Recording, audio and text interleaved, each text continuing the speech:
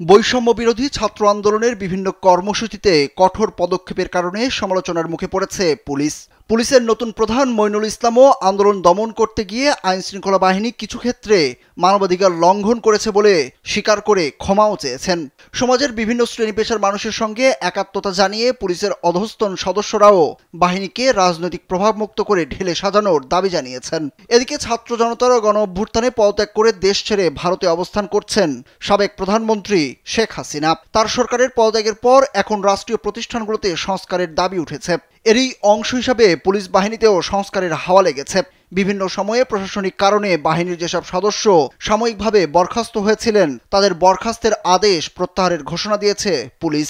ওয়ালটন ফ্যানের aerodynamic blade ঘরের কোনায় কোনায় ঠান্ডা বাতাস ছড়িয়ে হাওয়া বদলে নেয়।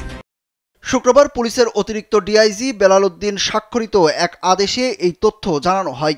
ওই বিজ্ঞপ্তিতে বলা হয়েছে, প্রশাসনিক কারণে সাময়িক বরখাস্তকৃত পুলিশ সদস্যদের সাময়িক বরখাস্তের আদেশ প্রত্যাহারের জন্য নির্দেশক্রমে অনুরোধ করা হলো।